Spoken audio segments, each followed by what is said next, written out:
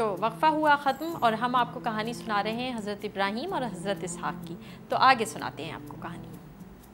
اچھا بچوں، ایک اور بڑے مزے کی بات ہے جو ہمیں سورہ بقرہ سے پتہ چلتی ہے کہ حضرت ابراہیم علیہ السلام نے ویسے تو ساری زندگی لوگوں کے مختلف سوالوں کے جواب دیے۔ ایک مرتبہ ان کے اپنے ذہن میں یہ خیال آیا کہ میں کیوں نہ یہ دیکھوں کہ اللہ تعالیٰ مرنے کے بعد دوبارہ کیسے زندہ کرے گا۔ تو انہوں نے اللہ تعالیٰ سے یہ سوال کیا۔ اللہ تعالیٰ نے پوچھا کہ کیا تمہیں یقین نہیں ہے؟ انہوں نے کہا مجھے یقین ہے لیکن میں دیکھنا چاہتا ہوں۔ اللہ تعالیٰ نے فرمایا کہ تم 4 پرندے لو، انہیں پالو اور پھر انہیں کاٹ کر 4 مختلف پہاڑیوں پر ڈال دو۔ انہوں نے ایسا ہی کیا۔ پھر اللہ نے حکم دیا کہ اب تم ان کے نام لے کر پکارو۔ تو بچوں آپ کو پتہ کیا ہوا؟ جب انہوں نے نام لے کے پکارا تو وہ 4 پرندے دوبارہ زندہ ہو کے ایک پیس میں بالکل ایک ہو کے نکل آئے، اور تب حضرت ابراہیم کو اور تمام لوگوں کو اللہ نے یہ دکھا دیا کہ اللہ تعالیٰ کس طرح مرنے کے بعد دوبارہ زندہ کر سکتا ہے، کیونکہ اللہ تعالیٰ کی قدرت میں تو ہر چیز ہے۔ تو بچوں یہ تھی کہانی حضرت ابراہیم اور حضرت اسحاق کی۔ ہم نے آپ کو بتایا نا کہ حضرت اسحاق کی اولاد میں سے کتنے سارے پیغمبر آئے، اور حضرت اسماعیل کی اولاد میں سے حضرت محمد مصطفیٰ صلی اللہ علیہ وآلہ وسلم آئے، یعنی حضرت ابراہیم کی اولاد میں سے بہت سارے پیغمبر دنیا میں آئے۔ تو بچوں یہ کہانی آج ہوئی ختم۔ آپ کے 2 سوال آپ کو بتاتے چلیں اور پھر ان بچوں سے پوچھیں کہ ان کے سوالات کیا ہیں۔ آپ سے پہلا سوال یہ ہے کہ حضرت ابراہیم کی بیوی حضرت سارہ تھی یا حضرت حاجرہ؟ حضرت ابراہیم کی بیوی حضرت سارہ تھی یا حضرت حاجرہ؟ اور دوسرا سوال یہ ہے کہ حضرت ابراہیم کو بیٹے کی خوشخبری کس نے دی تھی؟ حضرت ابراہیم کو بیٹے کی خوشخبری کس نے دی تھی؟ یہ سوالات ہیں آپ کے، سوچیے اور فوراً جواب دیجیے۔ کہانی میں موجود تھا ان کا جواب۔ آپ سے پوچھتے ہیں کہ آپ لوگ کیا سوال کرنے والے ہیں؟ جی۔ اللہ نے اپنے سارے پیغمبر حضرت ابراہیم علیہ السلام کی اولاد میں ہی کیوں دیے؟ ہاں بچوں، ہم نے آپ کو بتایا نا کہ بہت سارے پیغمبر حضرت ابراہیم کی اولاد میں سے بھی آئے تھے، تو اس کی وجہ یہ ہے کہ ہم آپ کو بتا چکے ہیں نا کہ حضرت ابراہیم اللہ تعالیٰ کے بہت فرما بردار بندے تھے، اللہ تعالیٰ کا ہر حکم مانتے تھے، ان کی ہر بات مانتے تھے، اسی لیے اللہ تعالیٰ نے انہیں خلیل اللہ کا خطاب دیا تھا، یعنی اللہ کا دوست۔ اور اللہ تعالیٰ نے حضرت محمد مصطفیٰ صلی اللہ علیہ وآلہ وسلم سے بھی ارشاد فرمایا تھا کہ تم حضرت ابراہیم کی طرف فرما بردار بن جاؤ۔ تو یہ ان کی نیکی کا، ان کی فرما برداری کا انعام تھا، اور ان کی دعا کا بھی انعام تھا۔ آپ کو یاد ہے کہ جب وہ حضرت حاجرہ اور حضرت اسماعیل کو صحرا میں چھوڑ کے آ رہے تھے تو انہوں نے اللہ سے دعا مانگی تھی کہ میری اولاد میں سے نیک لوگوں کو اٹھانا جو تیری عبادت کرتے رہیں، تو اللہ تعالیٰ نے ان کی یہ دعا بھی قبول فرما لی تھی، اس لیے اتنے پیغمبر حضرت ابراہیم کی اولاد میں سے آئے۔ جی۔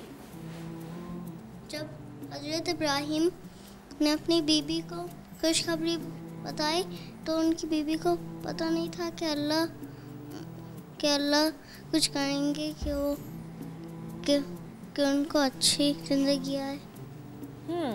ہمیں پتہ تو ہوتا ہے کہ اللہ سب کچھ کر سکتا ہے، لیکن کبھی کبھی ہم حیران ہو جاتے ہیں نا، تو ان کی بیوی بھی بہت حیران ہو گئی تھی، اس لیے انہوں نے یہ سوال کر لیا تھا کہ ایسا کیسے ہو سکتا ہے۔ جی۔ گمراہ لوگ کون ہوتے ہیں؟ گمراہ لوگ کون ہوتے ہیں؟ بیٹا گمراہ لوگ وہ ہوتے ہیں جو اللہ کا سیدھا راستہ بھول جاتے ہیں۔ گمراہ اس کو کہتے ہیں جو اپنا راستہ بھول جائے۔ اللہ کا راستہ سیدھا راستہ ہے، یعنی ہم اللہ کو اپنا مالک مانیں، اپنا معبود مانیں اور اس کی عبادت کریں، نیک کام کریں، یہ سیدھا راستہ ہے۔ جو لوگ یہ راستہ بھول جاتے ہیں اور شیطان کے کہنے میں آ جاتے ہیں، وہ اپنے راستے سے بھٹک جاتے ہیں، اپنے راستے سے ہٹ جاتے ہیں، اس لیے انہیں گمراہ کہتے ہیں۔ حضرت ابراہیم جب کھڑے ہوئے تھے اور انہیں فرشتے نظر آئے تو وہاں حضرت حاجرہ قریبی تھیں یا انہوں نے واپس گھر جا کر بتایا تھا انہیں؟ اصل میں وہ دونوں فرشتے جو آئے تھے نا، وہ مہمانوں کے روپ میں آئے تھے، مہمان بن کر آئے تھے حضرت ابراہیم کے پاس۔ اور بچوں اصل میں یہ فرشتے حضرت لوط علیہ السلام کی قوم پر عذاب دینے جا رہے تھے، اور راستے میں وہ حضرت ابراہیم کے پاس رکے تھے اور انسانوں کی شکل میں تھے، اور ان کی جو بیوی تھی حضرت سارہ، وہ بھی اس وقت وہیں ان کے قریب کھڑی ہوئی تھی۔ کیا حضرت ابراہیم کی پہلی بیوی کون سی تھی؟ حضرت ابراہیم کی پہلی بیوی حضرت سارہ تھی۔ جب حضرت ابراہیم نے کہا تھا اللہ سے کہ مجھے دیکھنا ہے کہ آپ کس طرح جانوروں اور لوگوں کو مرنے سے زندہ کرتے ہیں، ان کی ہو گئی تھی دعا قبول، انہوں نے دیکھ لیا تھا۔ کیا اس طرح کی اچھی اور اس طرح کی دعائیں سب پروفٹس کی قبول ہوتی تھیں کہ نہیں؟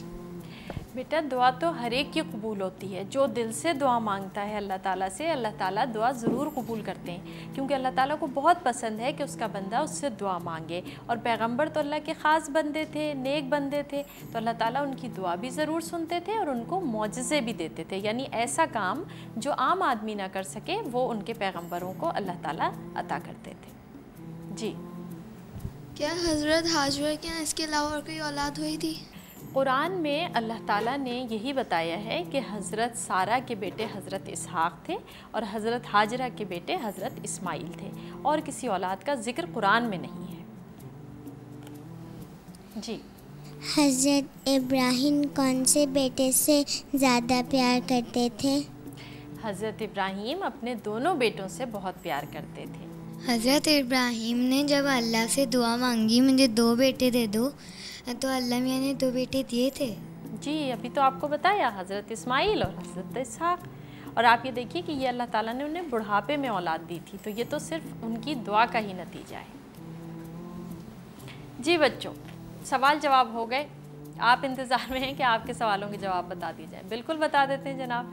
आपसे सवाल ये किया गया था कि हज़रत इब्राहीम की बीवी हज़रत सारा थी या हज़रत हाजरा, तो इसका जवाब ये है कि वो दोनों ही हज़रत इब्राहीम की बीवियाँ थीं, यानी हज़रत सारा और हज़रत हाजरा।